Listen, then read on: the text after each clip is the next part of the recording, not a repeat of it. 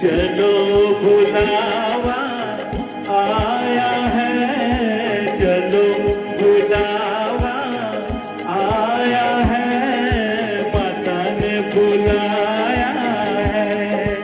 ईद या फिर माँ भगवती के पवित्र नवरात्रास आखिर है तो कहीं ना कहीं भारत का ही एक बहुत बड़ा सांप्रदायिक सौहार्द। मगर बात यह है कि आखिर जब चाय टॉक करने का हमने सोचा कि इस हफ्ते कैसे किया जाए, तो ये सोचा कि क्यों ना ईद के चांद के साथ साथ कहीं ना कहीं माँ भगवती के भजन भी हों, तो ऐसा कौन हो सकता है। तो फिर हमें लगा कि म्यूज़िक ही है जो तोड़ता नहीं जोड़ता है।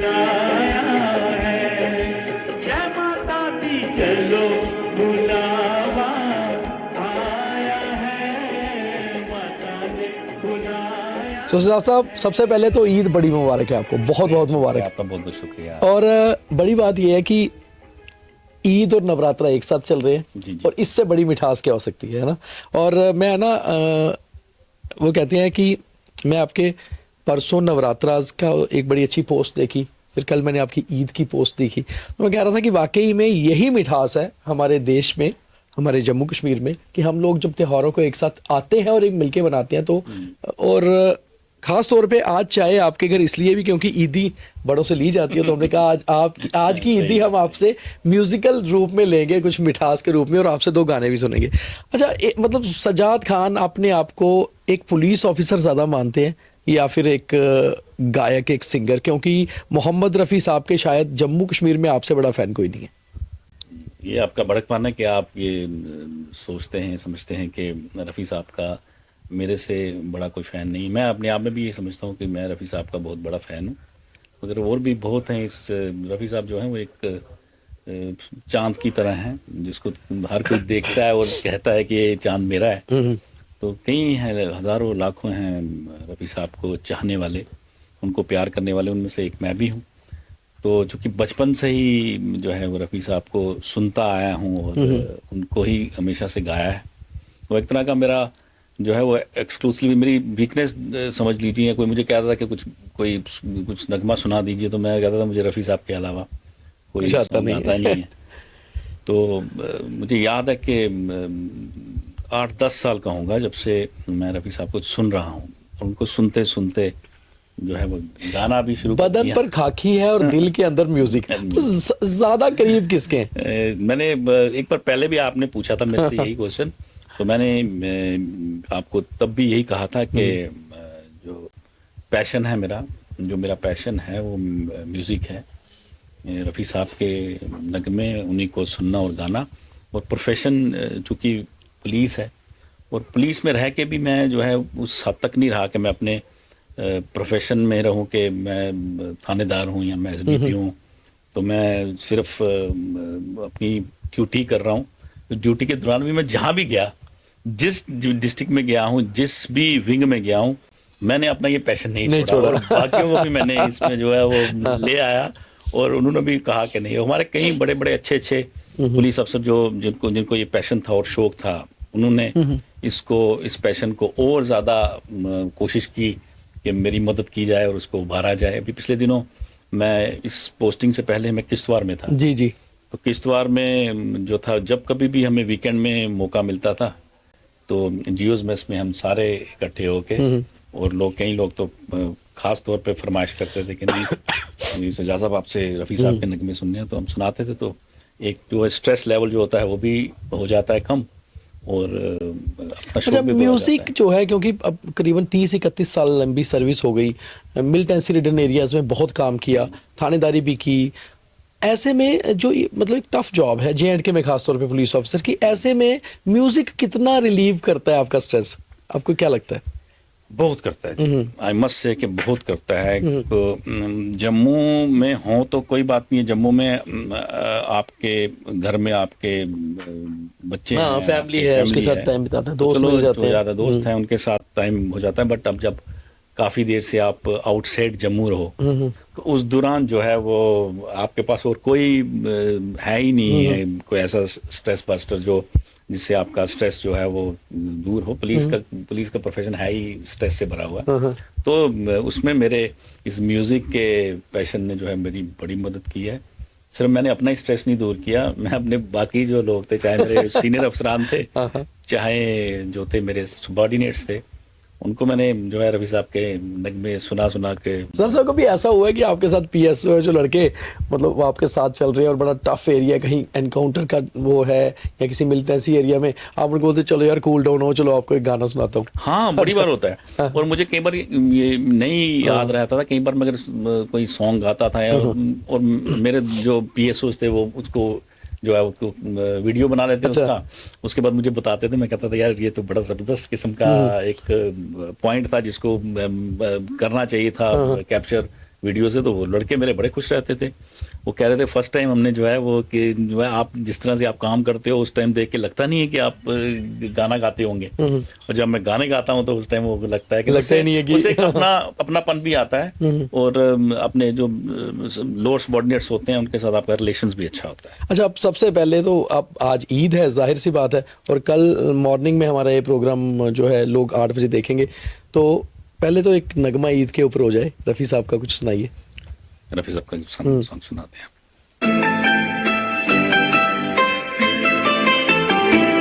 छू लेने दो नाजुक होठों को, कुछ और नहीं है जाम है ये। छू लेने दो नाजुक होठों को, कुछ और नहीं है जाम है ये। कुदरत ने जो हमको बख्शा है वो सबसे हंसी नाम है ये। छू लेने दो नाजुक होठों को। तो चाय के साथ साथ म्यूजिक का तड़का हो तो क्या ही कहने, और जब आप इतने मेलोडियस सिंगर के पास हों चाय टॉक के लिए, तो फिर गाने नहीं सुने तो फायदा क्या। और वाकई में इस ईद और इन नवरात्रास ये म्यूजिकल मॉर्निंग आपके लिए बहुत बेहतर होगी।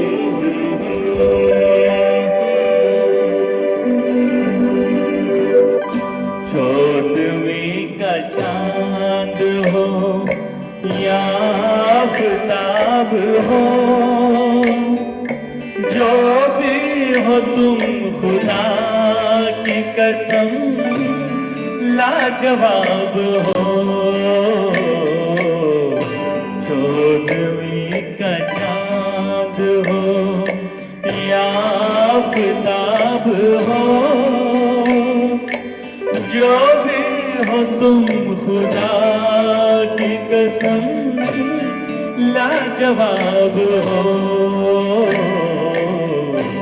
चौदहवीं का चांद हो।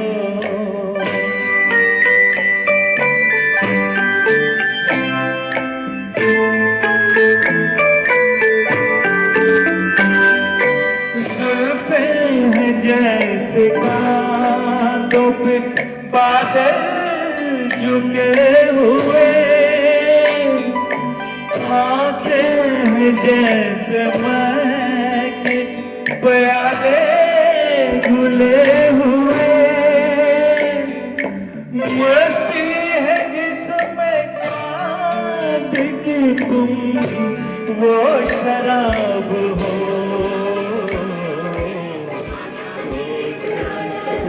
चलो बुलावा आया है, चलो बुलावा आया है, माता ने बुलाया है।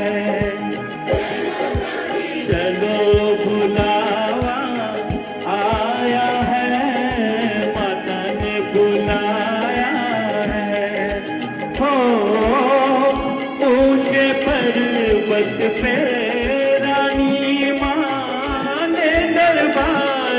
लगाया है। चलो बुलावा आया है, माता ने बुलाया है। जय माता दी चलो बुलावा आया है, माता ने बुलाया है। माह रमजान ईद के चांद के साथ खत्म और नवरात्रास अभी चल रहे हैं, और इसी के बीच में हमारा ये चाय टॉक सच में आपको बहुत बढ़िया लग रहा होगा। हालांकि नवरात्रा के उपवास हैं तो इसलिए पार्टी ईद की मिस हो गई है, मगर वो दोबारा करेंगे। आप ये कार्यक्रम पूरा देखते रहिए। आगे अभी सजाद भाई से कुछ और गाने भी सुनने वाले हैं हम, क्योंकि रफ़ी साहब के जितने नगमे शायद आपने सुने नहीं होंगे, इतने अब तक सजाद खान साहब गा चुके हैं। और वाकई में इनका निक नेम शायद बहुत कम लोगों को पता होगा कि प्रिंस है, मगर he is really Prince of music. तो सजाद साहब, पहला गाना रफ़ी साहब का कब गाया था आपने? मुझे लगता है कि यूनिवर्सिटी में जो है वो फंक्शन चलते रहते हैं जिसमें डिस्प्ले और टैलेंट और वगैरह वगैरह चलते हैं। उसमें जो है मुझे ज़बरदस्ती जो हमारे क्लासमेट्स थे उन्होंने खड़ा कर दिया। ठीक है, अच्छा। तो उससे पहले जब आपको मतलब बचपन से आपको किस तरफ कैसे झुकाव हुआ रफ़ी साहब की तरफ कि रफ़ी साहब के गाने? मेरे वालिद साहब जो थे वो अच्छा। बड़े अच्छे फैन थे रफ़ी साहब के। अच्छा। हाँ, तो उनके कभी रेडियो पे चलते थे, उस टाइम तो था नहीं इतना, रेडियो पे चलते थे तो मैं सुनता था, तो मैं कभी से बड़ा माहिल हो गया रफ़ी साहब के नगमों की तरफ। और अच्छा। उसके बाद उस टाइम कैसेट्स होती थी, कैसेट्स के लिए पैसे जोड़ के वो कैसेट लानी, और उस टाइम मैं रफ़ी साहब की कैसेट्स जो है लाता था खरीद के और सुनता था। और उसके बाद फिर वही उन्हीं को सुन रहा हूँ। और बड़े बड़े अच्छे सब वैसे कहते हैं कि जो आर्टिस्ट होता है, कोई भी आर्टिस्ट हो, वो म्यूजिक में हो, कोई और आर्टिस्ट हो, वो उसको पैदा नहीं किया जाता, वो एक बॉर्न एक्टर होता है, कहीं अंदर कुछ एक साइड पे होता है। तो ये म्यूजिक कहीं अंदर था आपके? मुझे लगता है मेरे अंदर अगर म्यूज़िक बना है तो रफ़ी साहब की वजह से बना है। एक चीज़ मैं आपको एक बड़ी इंपॉर्टेंट चीज़ बताता हूँ कि सुर और ताल ये है कि अगर आपकी आवाज़ अच्छी नहीं है मगर आप में ताल है तो उसको कुछ किया जा सकता है। उसमें आप किसी अच्छे गुरु के पास जाएं और सीखें तो आपका सुर ठीक हो जाएगा। मगर अगर आपकी आवाज़ बहुत अच्छी है और आपका ताल सही नहीं है, आप समझते हैं कि जैसे आपने ताल पकड़ना है, अगर आप पकड़ नहीं पाओगे किसी भी उसमें, चाहे ट्रैक में, चाहे ऑर्केस्ट्रा में, चाहे जो स्टूडियो की आपकी रिकॉर्डिंग, अगर आप ताल नहीं पकड़ पाओगे, मेरा अपना ख्याल है कि आप जिंदगी में कभी अच्छे सिंगर नहीं बन सकते, ना आप कभी अच्छा गा सकते। आपने सीखा किसी से? मैंने किसी से नहीं सीखा था। मैं अपना जो है वो एक जो गुरु रफ़ी साहब को माना है और उन्हीं को सुन के मेरा सुर आपकी आवाज भी अच्छी है, मेलोडियस आवाज है, और आपने सुर ताल भी देखकर सीख लिया। क्यों नहीं सोचा कभी कि इस और प्रोफेशनली जाया जाए? काफ़ी लोगों ने मुझे कहा कि आपको इस साइड जाना चाहिए, बट आपको पता है कि मैं जिस महकमा में हूँ, नहीं, उस महकमे में जाने से पहले, पुलिस में जाने से पहले कभी सोचा? पुलिस में जाने से पहले जो था वो एक होड़ लगी हुई थी कि नहीं पढ़ना है। स्टार्टिंग की स्कूलिंग के बाद जो है मैंने इनिशियली जो स्कूलिंग है वो जागृति निकेतन से करी।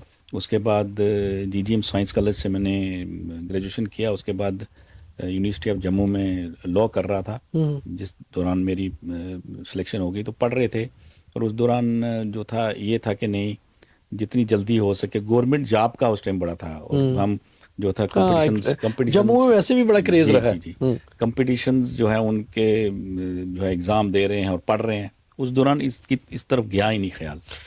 कभी रफ़ी साहब से मुलाकात हुई? रफ़ी साहब, चूँकि मैं पैदा हूँ 71-72 में, तो रफ़ी साहब की वफ़ात हो गई है 84 में। मिलने का मौका नहीं मिल पाया मैं उनसे। मगर एक ऐसा कनेक्शन है कि उनके जाने के बाद आपका कनेक्शन ज़्यादा हुआ उनसे? ज़्यादा हो गया जी, ज़्यादा इतना हो गया कि मतलब मैं क्या बताऊँ आपको कि मेरी उनके बेटे जो शाहिद रफ़ी साहब हैं, उनके साथ मेरी अच्छी है। उनसे मेरी बातचीत होती है और वो आए भी थे तो उनसे मेरी बड़ी अच्छी मुलाकात हुई। तो ऐसे भी फ़ोन पे मेरे साथ बात होती रहती है उनकी, और मैं कभी कुछ गाता हूँ उनको भेजता हूँ, जब वो कभी उसको अच्छा बोलते हैं तो मुझे आप पेरेंट्स के बाद रफ़ी साहब को मानते हैं सबसे ऊपर? हाँ, मैं अपने मतलब एट पार समझता हूँ। मैं अपने जैसे मेरे फादर को समझता हूँ, वैसे मैं उनको एट पार अपना ऐसे कनेक्शन को क्या बोला जाता है? गुरु चेले का कनेक्शन भी नहीं है क्योंकि आप कभी मिले नहीं, मेंटोर वाला भी नहीं है कि सिर्फ देखकर सीखा, एक रूह से रूह का रिश्ता, एक रूहानी रिश्ता होता है जो बस मैं समझता हूँ कि एक तरह का रूहानी रिश्ता है जो रफ़ी साहब के साथ है। कि उनको देख के जब कभी भी को होता है कुछ, मुझे उनका मतलब मेरे रूम में जो है वो जहाँ भी मैं पोस्टेड होता हूँ रूम में बड़ी सी तस्वीर लगी होती है और जब मैं कुछ खा रहा होता हूँ या मैं गाना गा रहा हूँ या कुछ भी, तो मैं उनकी तरफ देखता हूँ। तो कई बार मैं गाना गा रहा होता हूँ और सुर सही नहीं लगता, मैं उनकी तरफ देखता हूँ, मुझे ऐसे लगता है जैसे वो कह रहे हैं कि नहीं यार सही नहीं हुआ, अच्छा। दोबारा कर। तो मुझे इस तरह का उनके साथ हो गया। कहते हैं ना, जब आप किसी को गुरु मानते हो तो वो दिल से मान लेते हैं दिल से इंसान, मानो तो वो आपके सामने साक्षात आ जाता है। ਅੱਛਾ ਆਪ ਜੰਮੂ ਮਤਲਬ ਤੁਸੀਂ ਇੱਕ ਪੁਰਾਣੀ ਜੰਮੂ ਦੀ ਡੋਗਰਾ ਮੁਸਲਿਮ ਫੈਮਿਲੀ ਤੋਂ ਬਿਲੋਂਗ ਕਰਦੇ ਹੋ ਹੈ ਨਾ, ਤੇ ਜੰਮੂ ਕਿੰਨਾ ਬਦਲੀ ਹੈ ਸਿਆਸਤ ਸਾਹਿਬ, ਅਗਰ ਤੁਸੀਂ ਡੋਗਰੀ ਚ ਗੱਲ ਕਰਚੇ? ਜੰਮੂ ਮੈਂ ਬੇਸਿਕਲੀ ਜਿਹੜਾ ਮੈਂ ਪੈਦਾ ਹੋਇਆ ਉਧਰ ਪੀਰ ਮਿੱਠੇ ਪੁਰਾਣੇ ਸ਼ਹਿਰ ਚ। ਪੀਰ ਮਿੱਠਾ ਜਿਹਾ ਅਸਲ ਜਿਹੜਾ ਤੁਸੀਂ ਆਗੇ ਕਿ ਜੰਮੂ ਦਾ ਦਿਲ ਹੈ ਹੋ ਗਿਆ ਪੁਰਾਣਾ ਸ਼ਹਿਰ। ਉਹ ਪੁਰਾਣਾ ਸ਼ਹਿਰ ਆ। ਤੇ ਮੈਂ ਕਲਚਰ ਜਿਹੜਾ ਸਾਡਾ ਆ ਉਹ ਬਿਲਕੁਲ ਮਿਕਸ ਜੈਸਾ ਕਲਚਰ ਆ। ਮਤਲਬ ਪੂਰੇ ਸਾਲ ਮੈਂ ਵੇਟ ਕਰਦਾ ਹਾਂ ਦੀਵਾਲੀ ਦਾ, ਹੋਲੀ ਦਾ, ਰੱਖੜੀ ਦਾ, ਗੁੱਡੀਆਂ ਇਕੱਠੀਆਂ ਕਰਨੀਆਂ। ਰੱਖੜੀ ਵਾਲੇ ਦਿਨ ਜਿਹੜੀਆਂ ਗੁੱਡੀਆਂ ਚੜਾਉਣੀਆਂ ਤੇ ਜਾ ਕੇ ਦੀਵਾਲੀ ਵਾਲੇ ਦਿਨ ਜਿਹੜਾ ਪ੍ਰੋਪਰਲੀ ਤਰੀਕੇ ਕਰਨੇ। ਮੇਰਾ ਮਹੱਲਾ ਵੀ ਇਹ ਹਾਂ ਕਿ ਸਾਡੇ ਇੱਕ ਮੁਸਲਿਮ ਫੈਮਿਲੀ ਇਕੱਲੀ ਹੀ, ਬਾਕੀ ਸਾਰੇ Hindu family, non Muslim family. But ਮਤਲਬ ਇੱਕ ਵੀ ਇੰਸਟੈਂਸ ਯਾਦ ਨਹੀਂ ਹੈ ਕਿ ਕਦੀ ਲੱਗਿਆ ਹੋਇਆ ਕਿ ਮੈਂ ਮੈਂ ਕਦੀ ਕਦਾਰ ਜਿਹੜੇ ਜਾਂਦਾ ਹਾਂ ਤੇ ਉਹ ਦਿਖਣਾ ਜੀ ਲੋਕ ਮੰਦਰ ਕੀ ਹੱਥ ਜੋੜਾ ਦੇ ਤੇ ਮੈਂ ਵੀ ਜੋੜਨਾ। ਤਾਂ ਮਤਲਬ ਅਸੀਂ ਹੈ ਹੀ ਨਹੀਂ। ਉਹ ਸਾਰਾ ਮਹੱਲਾ ਜਿਹੜਾ ਉਹ ਮਤਲਬ ਸਾਡੇ ਮਾਤਾ ਪਿਤਾ ਹੀ ਪੈਰੀ ਪੁਣਾ ਕਰਦਾ ਤੇ ਮੈਂ ਉਹਨੇ ਕਰਦਾ ਹਾਂ। ਮਤਲਬ ਬਿਲਕੁਲ ਅੱਜ ਜੰਮੂ ਡਿਵੈਲਪ ਤੇ ਬੜਾ ਹੋਈ ਗਿਆ ਕਿ ਬਦਲਿਆ ਵੀ ਹੈ? ਮੈਂ ਮੈਨੂੰ ਲੱਗਦਾ ਹੈ ਕਿ ਮਤਲਬ ਡਿਵੈਲਪ ਤੇ ਖੈਰ ਜੰਮੂ ਬਹੁਤ ਹੋਇਆ। ਮਤਲਬ ਅੱਜ ਕੱਲ੍ਹ ਤੇ ਤੁਸੀਂ ਜਿਹੜਾ ਉਹ ਪੈਦਲ ਕੋਈ ਲੱਭਦਾ ਨਹੀਂ ਜੀ। ਥੋੜਾ ਸਕੂਟੀਆਂ ਲੱਭਦੀਆਂ ਦੇ ਵਾਸਤੇ, ਮਤਲਬ ਅਸੀਂ ਵਿਚਾਰੇ ਪੈਦਲ ਹੀ ਫਿਰਦੇ ਜਾਂਦੇ ਸੀ ਸਾਇੰਸ ਕਾਲਜ ਤੇ ਪੈਦਲ ਜਾਂਦੇ, ਨਹੀਂ ਤੇ ਅਸ ਮੈਟਾਡੋਰ ਜਾਂਦੇ। ਜੀ ਛੋਟੀ ਮੈਟਾਡੋਰ ਹੁੰਦੀ ਹੈ ਜੀ, ਸ਼ਾਲਾਮਾਰ ਤੋਂ ਪਕੜਦੇ ਮੈਟਾਡੋਰ ਤੋਂ ਜਾਂਦੇ। ਹੁਣ ਤੇ ਕੋਈ ਬੱਚਾ ਜਿਹੜਾ ਉਹ ਲੱਭਦਾ ਨਹੀਂ। ਬੜੀ ਚੀਜ਼ ਹੈ ਕਿ ਮਤਲਬ ਇੱਕ ਸਾਰੇ ਸ਼ਾਮੀ ਆਈਏ ਤੇ ਸ਼ਾਮ ਦੇ ਟਾਈਮ ਅਸ ਖੇਲਦੇ ਆਪਣੇ ਮਹੱਲੇ 'ਚ। ਬਿਲਕੁਲ ਉਹ ਗੇਮਾਂ ਖੇਲਦੇ ਆ ਜਿਹੜੇ ਅਸ ਆਪਣੇ ਬੱਚੇ ਹੀ ਦੱਸਣੇ ਆ ਤੇ ਉਹ ਬੱਚੇ ਹੱਸ ਦੇਣਗੇ ਇਹ ਕਿਹੜਾ ਗੇਮ ਖੇਲਦੇ। ਮਤਲਬ ਇਹਨਾਂ ਪਤਾ ਹੀ ਨਹੀਂ ਹੈ ਕਿ ਖੇਲ ਸੰਤੋਲੀਆ ਕੀਆਂ ਖੇਲਦੇ ਨੇ, ਹੈ ਸਟਾਪੂ ਕੀਆਂ ਖੇਲਦੇ ਨੇ, ਇਹ ਪਤਾ ਹੀ ਨਹੀਂ ਹੈ। ਅਸ ਜਿਹੜਾ ਉਹ ਸ਼ਾਮੀ ਆਈਏ ਤੇ ਉਹ ਖੰਭੇ ਦੇ ਉੱਪਰ ਟਿਊਬ ਲਾਈਟ ਲੱਗੀ ਹੁੰਦੀ, ਉਹਦੇ ਥੱਲੇ ਪੂਰਾ ਮਹੱਲਾ ਬਹਿੰਦਾ ਹਾਂ ਤੇ ਅਸ ਸਾਰੇ ਬੱਚੇ ਜਿਹੜੇ ਖੇਲਦੇ। ਅੱਜ ਕੱਲ੍ਹ ਤੁਸੀਂ ਉਸ ਪੁਰਾਣੇ ਮਹੱਲੇ 'ਚ ਮੈਂ ਗਿਆ ਪਿਛਲੇ ਦਿਨੇ, ਤੇ ਉਸ ਪੂਰੇ ਮਹੱਲੇ 'ਚ ਕੋਈ ਬੱਚਾ ਕਿ ਨਹੀਂ ਲੱਭਾ ਦਾ। ਬੱਚੇ ਜਿਹੜਾ ਲੱਭਿਆ ਹੈ ਉਹ ਮੋਬਾਈਲ ਦੇ ਲਈ ਜ਼ਿਆਦਾ ਇੱਧਰ ਉਧਰ। ਮੈਂ ਪੁੱਛਿਆ ਤਾਂ ਉਹਨਾਂ ਕਿ ਜਿੰਨਾ ਹੁਣ ਬੱਚੇ ਹੀ ਹਨ ਮੋਬਾਈਲ ਦੇ ਬੱਚੇ ਨੇ, ਹੁਣ ਫਿਜ਼ੀਕਲੀ ਬੱਚੇ ਹੀ ਕਿਸ ਨਹੀਂ ਪਤਾ। ਉਹ ਚਾਮ, ਉਹ ਪਿਆਰ, ਉਹ ਚੀਜ਼ਾਂ, ਉਹ ਲੋਕੈਲਿਟੀਜ਼ 'ਚ ਪੁਰਾਣੇ ਸ਼ਹਿਰ 'ਚ ਪੁਰਾਣਾ ਪਿਆਰ ਉਹ ਖਤਮ ਹੋਈ ਹੈ ਨਾ। ਨੋ ਡਾਊਟ ਪੁਰਾਣੇ ਸ਼ਹਿਰ ਵਿੱਚ ਉਹ ਖੁਸ਼ਬੂ ਤੇ ਹੈ। ਜਦੋਂ ਤੁਸੀਂ ਜਾਂਦੇ ਹੋ ਆਪਣੇ ਪੁਰਾਣੇ ਮਹੱਲੇ 'ਚ ਜਾਂ ਪੁਰਾਣੇ ਜੰਮੂ 'ਚ, ਤੁਸੀਂ ਖੁਸ਼ਬੂ ਆਉਂਦੀ ਹੈ, ਮਗਰ ਉਹ ਲੋਕ ਨਹੀਂ ਲੱਭਦੇ, ਉਹ ਬਜ਼ੁਰਗ ਨਹੀਂ ਲੱਭਦੇ। ਬਿਲਕੁਲ ਜਿਹੜੇ ਬਜ਼ੁਰਗ ਜਿਹੜੇ ਤੁਸੀਂ ਜਾਂਦੇ ਹੋ ਉਹਦੇ ਕਸ਼ ਤੇ ਉਹ ਤੁਸੀਂ ਦੁਆ ਦਿੰਦੇ ਹੈ, ਤੁੰਦੇ ਸਿਰਾਂ ਪਰ ਹੱਥ ਫੇਰਦੇ ਹੈ, ਉਹ ਚਲੀਏ ਤਾਂ ਉਹਦੀ ਵਫਾਤ ਹੋਈ। ਤੁਹਾਡੇ ਫਾਦਰ ਸਾਹਿਬ ਇੱਕ ਬਹੁਤ ਵੱਡੀ ਪਰਸਨੈਲਿਟੀ ਹੈ ਜੰਮੂ ਦੇ, ਸ਼ਾਇਦ ਬੜੇ ਘੱਟ ਲੋਕ ਜਾਣਦੇ ਹੋਣਗੇ ਕਿ ਸਜਾਦ ਖਾਨ ਸਾਹਿਬ ਦੇ ਫਾਦਰ ਸਾਹਿਬ ਸਰਦਾਰ ਖਾਨ ਸਾਹਿਬ ਪੈਂਥਰਸ ਪਾਰਟੀ ਦੇ ਬਹੁਤ ਹੀ ਵੱਡੇ ਲੀਡਰ ਹੈ ਔਰ ਬੜੇ ਇੰਟੈਲੈਕਚੁਅਲ ਲੀਡਰ ਹੈ ਔਰ ਪ੍ਰੋਫੈਸਰ ਭੀਮ ਸਿੰਘ ਹੁੰਦੇ ਬੜੇ ਨਜ਼ਦੀਕੀ ਬਣੇ ਜਾਂਦੇ ਹੈ। ਉਸ ਸਮੇਂ ਦੇ ਪੁਰਾਣੇ ਜੰਮੂ ਸ਼ਹਿਰ ਦੇ ਨੇਤਾ 'ਚ ਇੱਕ ਹੁੰਦਾ ਵੀ ਅੱਛਾ ਨਾ ਹਰ ਸੂਕ ਔਰ ਬੜੇ ਪ੍ਰਿੰਸੀਪਲ ਮੈਨ। ਅੱਜ ਯਾਦ ਆਉਂਦੀ ਹੁੰਦੀ ਕਿ ਯਾਰ ਉਹਦੇ ਪ੍ਰਿੰਸੀਪਲਸ ਉਹਦੀਆਂ ਚੀਜ਼ਾਂ। ਡੈਡੀ ਦਾ ਇਹ ਹੈ ਕਿ ਜਿਲੇ ਰਿਟਾਇਰ ਹੋਈਏ ਆਏ ਉਹ ਫਾਈਨੈਂਸ ਡਿਪਾਰਟਮੈਂਟ ਚੋਂ ਰਿਟਾਇਰ ਹੋਈ ਆਏ ਤੇ ਮੀ ਸੁਣਾਉਂਦੇ ਹੈ ਉਹ ਕਿ ਨਹੀਂ ਮੈਂ ਸੈਕਟਰੀਏਟ ਬਾਹਰ ਨਿਕਲਿਆ ਤੇ ਬਾਹਰ ਮੋਟਰਸਾਈਕਲ ਲਈਏ ਪ੍ਰੋਫੈਸਰ ਸਾਹਿਬ ਖਲੋਤੇ ਹੈ। ਅੱਛਾ ਉਹਨੇ ਆ ਕੇ ਕਿ ਆਓ ਜੀ ਮਹਾਰਾਜ ਬੈਠੋ ਪਿੱਛੇ ਮੇਰੇ ਤੇ ਅਸੀਂ ਇੱਕ ਨਵੀਂ ਪਾਰਟੀ ਬਣਾਉਣੀ ਹੈ। ਅੱਛਾ ਤਾਂ ਫਿਰ ਉਹ ਮੋਟਰਸਾਈਕਲ ਉੱਪਰ ਮੇਰੇ ਪਿਤਾ ਜੀ ਬੈਠੇ, ਉਤਰੇ ਨਹੀਂ ਫਿਰ ਉਹ ਅਸੀਂ ਲੱਭੇ ਨਹੀਂ। ਫਿਰ ਉਹਨੇ ਮਿਲਣੇ ਵਾਸਤੇ ਰਜਿੰਦਰ ਬਾਜ਼ਾਰ ਉਹਦਾ ਦਫ਼ਤਰ ਹੈ, ਉੱਥੇ ਜਾਣਾ ਪੈਂਦਾ। ਪੈਂਥਰਸ ਪਾਰਟੀ ਦਾ ਪੁਰਾਣਾ ਆਫਿਸ। ਡੈਡੀ ਨੇ ਫੁੱਲ ਟਰਮ ਜਿਹੜਾ ਆਪਣੇ ਆਪ ਨੂੰ ਡੈਡੀਕੇਟ ਕੀਤਾ ਪੈਂਥਰਸ ਪਾਰਟੀ ਵਾਸਤੇ ਤੇ ਉਹਦਾ ਇਹ ਨਿਕਲਿਆ ਨਤੀਜਾ ਕਿ ਉਹਦੇ ਦੌਰਾਨ ਹੀ 4 ਐਮਐਲਏ ਬਣੇ ਪਾਰਟੀ ਦੇ। ਸਰਕਾਰ 'ਚ ਵੀ ਆਈ ਪੈਂਥਰਸ ਪਾਰਟੀ ਔਰ ਉਹਦਾ ਬੜਾ ਇੱਕ ਮਕਾਮ ਆ। ਤੇ ਉਹਦੇ ਬਾਅਦ ਤੁਸੀਂ ਪਤਾ ਹੀ ਹੈ ਉਹਦੇ ਬਾਅਦ ਉਹ ਦੇਖੋ ਆਪੋ ਕੁਝ ਨਹੀਂ ਲਿਆ, ਨਹੀਂ ਤੇ ਅੱਜ ਕੱਲ੍ਹ ਪੋਲੀਟੀਸ਼ੀਅਨ ਸੋਚਦੇ ਨੇ ਪਹਿਲੇ ਆਪਣਾ ਘਰ ਬਣਾਓ, ਕੁਝ ਨਹੀਂ ਕੀਤਾ। ਮਤਲਬ ਆਪੋ ਉਸ ਸਿਰਫ ਜੰਮੂ ਵਾਸਤੇ ਡੋਗਰੀ ਵਾਸਤੇ ਕ੍ਰਾਈਸਿਸ ਟਾਈਮ ਵਿੱਚ ਜਿੱਲੇ ਸਾਰੇ ਚਲੀਏ ਦਿੱਲੀ ਪੈਂਥਰ ਪਾਰਟੀ ਲੋਕ ਡੈਡੀ ਇਕੱਲੇ ਜਿਹੜੇ ਹੈ ਇੱਥੇ ਬੈਠੇ ਰਹੇ ਔਰ ਪਾਰਟੀ ਕੀ ਬੰਨੀ ਰੱਖੇ ਦਾ ਉਹਨੇ ਆਪਣੇ ਨਾਲ ਕਰਨੇ ਕਿ ਨਹੀਂ ਪੈਂਥਰ ਪਾਰਟੀ ਨਹੀਂ ਜਾਣੀ ਚਾਹੀਦੀ ਕੁਝ। ਔਰ ਉਹ ਲਾਸਟ ਤੱਕ ਆਖਰੀ ਸਾਹ ਤੱਕ ਉਹਨੇ ਜਿਹੜਾ ਉਹ प्रोफेसर साहब का साथ देता और अपनी पार्टी जड़ी है उन्हें। सर अभी थोड़ा वापस आते हैं हम डिपार्टमेंट पे। पुलिस, जे.एन.के पुलिस कितनी बदली है? आपने बहुत लंबे समय से 30 साल से पुलिस देखी है, मिलिटेंसी का दौर भी देखा आपने, जम्मू पुलिस को भी बदलते देखा। आज आप ट्रैफिक में डीवाईएसपी हैं रामबन डिस्ट्रिक्ट में, और ख़ासतौर पे जम्मू को श्रीनगर से जोड़ने वाली जो ट्रैफिक है उसको सुचारू भी करने में लगे रहते हैं। कितने बदली है जम्मू कश्मीर पुलिस? आज के अफसर कितने बदले हैं? पुलिस तो खैर, पुलिस तो वही है, पुलिस जैसे पुलिस थी, जैसे पुलिस रूल था, जैसे पुलिस एक्ट था, वो तो उसी के अकॉर्डिंगली है। ये है कि जितना जितना दुनिया ने मॉडर्नाइजेशन की, उस तरह से हमारी जम्मू कश्मीर पुलिस भी मॉडर्नाइज हुआ है। अभी आप उस तरह का सिस्टम नहीं है कि जब आप जाते थे किसी पुलिस स्टेशन में और एफआईआर काटी जाती थी, लिखा जाता था। अभी सीसी टेनिस में हमारे जो है वो सारा कंप्यूटराइज हो गया है। सारे एफआईआर जो हैं, हमारे रजिस्टर्स जो हैं, वो सारे के सारे कंप्यूटराइज हैं। आपको डिजिटली हर चीज़ मिल जाएगी। आपको ज़्यादा देर नहीं लगानी पड़ेगी कि आप बैठ गए हैं और मुंशी ने आपको जो है कीप ऑन वेटिंग के बैठे रहो, 2-2 घंटे बैठे, ऐसा कुछ नहीं है। एफआईआर जो है within no time cut जाता है। और अगर और अभी जो हमारे नए कानून भी जो 3 आ गए हैं, उनके मुताबिक तो जो है वो आपको ज़रूरत भी नहीं है कि आप पुलिस स्टेशन जाके अपनी शिकायत को दर्ज कराएंगे। आप जो है वो घर से बैठ के 30-31 साल आपको पुलिस में हो गए, और हमने आपको थानेदारी करते भी देखा, हमने आपको डीवाईएसपी बन के डीवाईएसपी डीएआर भी देखा, अब ट्रैफिक में भी देख रहे हैं। आपके बैचेस के जो 90s बैचेस के पुलिस ऑफिसर खासतौर पे हैं 2000 तक या 2002-3-4 तक, इनमें एक बड़ी खासियत थी कि खुद ग्राउंड पे रहना। हम आज भी देखते हैं आपको कि आप कई बार पत्थर भी उठा रहे होते हैं ट्रैफिक के, जब वहाँ से स्टोन पेल्टिंग हो जाती है। एक स्टोरी भी हमने आपकी उस समय की। ये आने वाली जो जनरेशन है पुलिस की, या जो न्यू कमर्स हैं, अभी नए नए लड़के यंगस्टर आए हैं, उनके लिए एक सीख होनी चाहिए कि यार ग्राउंड पे रहना, अपने पीएसओस के साथ रहना, पब्लिक के सामने रहना बड़ा ज़रूरी है। देखिए, कमांड करना फ्रॉम द एग्जैक्टली फ्रंट जो है वो बड़ा मैटर करता है।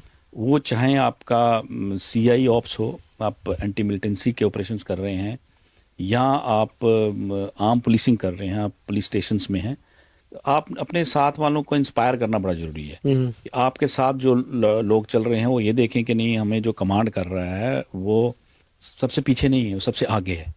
जैसे आप देखेंगे कि हमारी भारतीय फ़ौज में हमेशा उनके जो ऑफिसर्स हैं वो आगे से, फ्रंट से उनको लीड करते हैं, ना कि पीछे बैठ के।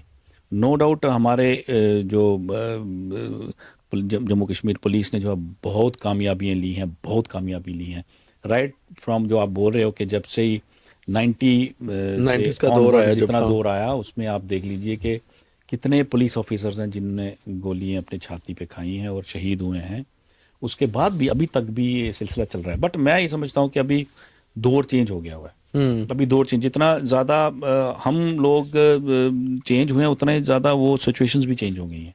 अभी जो है वो उस तरह का नहीं है, जो टेररिस्ट है वो भी उस तरह का नहीं है जिस तरह जो था किसी ज़माने में था। अब वो भी गैजेट्स लेके चलता है। अभी वो मॉडर्न गैजेट्स के साथ चलता है। वो भी मॉडर्न गैजेट्स, और हमारे लिए थोड़ा चैलेंजिंग हो गया। हमारे लिए चैलेंजिंग ये हो गया कि पहले हमारे पास थोड़ी ह्यूमन इंट होती थी। ह्यूमन इंट को देख के हम जो है ऑपरेशन लॉन्च करते थे और कामयाबी होती थी। अभी जो है काफ़ी देर से इन्होंने ह्यूमन इंट को छोड़ दिया है कि हमें लोगों से बात नहीं करनी है। ये मैं बात बता रहा हूँ, मॉडर्न टेररिस्ट जो आ रहे हैं इन्फिल्ट्रेट करके, ये क्या करते हैं कि ये इनके पास गैजेट्स ऐसे हैं कि इनको मैप्स के हिसाब से चलते हैं। उससे सरप्राइज जो है वो हमारे लिए हो जाता है। तो हम जा रहे हैं और आगे वो कहीं, जैसे हम एम्बुशेस लगाते थे ऐसे वो एम्बुश लगा के बैठ जाते हैं। तो उससे नुकसान हुआ है हमारा। हाल हमने जो है पिछले दिनों में बड़े ज़बरदस्त सक्सेसफुल ऑपरेशंस किए, और मेरे ख्याल में जो इधर का आपका डोडा किश्तवाड़ का एरिया है वो ऑलमोस्ट क्लियर किया। जितने मिलिटेंट्स पिछले 1-1.5-2 साल से थे वो सारे का सारा वाइप आउट हो गया है। सर साहब, बच्चों को वर्दी में देखना पसंद करेंगे या म्यूजिक के साथ? बच्चों की अपनी मर्जी है। मतलब कि मैं एक चीज़ उनको बता दिया कि वर्दी सिर्फ शौक नहीं है कि आप, एक जिम्मेवारी है। ये बहुत टफ है, बहुत मुश्किल है आपका कि आप यूनिफॉर्म में जो है वो सिर्फ वो दिखाने वाली यूनिफॉर्म नहीं है। अभी आप अपने के यूनिफॉर्म डाली है तो आप ये समझ लीजिए कि किसी टाइम किसी तरह का भी आपको जो है काम दिया जा सकता है, चैलेंज, और अपनी जान हथेली पे है।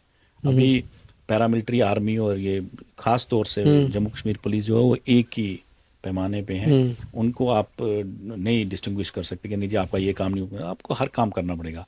आपको जम्मू कश्मीर पुलिस में हो अगर आपको पहाड़ियाँ भी चढ़नी पड़ेंगी, आपको मिलिटेंट के साथ लड़ना भी पड़ेगा, अपनी जान भी दे सकते हैं आप, और आप जो है वो टेररिस्ट को मार भी सकते हैं और इनाम भी पा सकते हैं। तो इतना आसान नहीं है। अभी जो आने वाले पुलिस ऑफिसर्स हैं उनको अपने दिमाग में रख के आना चाहिए कि अभी ये पैशन से कुछ बढ़ के ज़्यादा है, डेडिकेशन आप खाली है। पैशन नहीं है, प्रोफेशन है और बहुत रिस्पॉन्सिबिलिटी वाला है। बिल्कुल, अगर आप ये चीज़ें देख के ही आइए, ऐसे मत आइए। बहुत धन्यवाद सर, you. बहुत मजा आया सिद्धार्थ साहब। हमेशा जब भी आपसे मिलते हैं, एक पर्सनल रिश्ता तो है ही है, मगर प्रोफेशनली भी बहुत मजा आया। और हमेशा रफ़ी साहब की ब्लेसिंग्स आप पे बनी रहे, आपकी आवाज़ पर, और माता रानी आपकी वर्दी को सलामत रखे और लंबी उम्र आपकी हो। और बहुत मजा आया सच्ची में। तो रियली शायद आपने भी पूरा देखा और आपको भी बहुत मज़ा आया होगा। ज़्यादा से ज़्यादा शेयर करिए, क्योंकि ऐसी मेलोडियस आवाज़ भी कम होती है और ऐसे प्रिंस दिल के लोग बहुत कम होते हैं, जैसे DYSP सज्जाद खान साहब हैं। और ये वाकई में दिल से भी ऐसे ही हैं कि ऊपर से हार्ड और अंदर से सॉफ्ट और म्यूज़िकल। और मुझे लगता है कि वाकई में आज का चाय टॉक आपको रियली बहुत मज़ा आया होगा देख के, क्योंकि ईद और नवरात्रों की महक भी इसमें थी। तो अगली बार किसी और से मिलेंगे और चाय उनके साथ पियेंगे। तब तक के लिए आदाब, जय माता दी।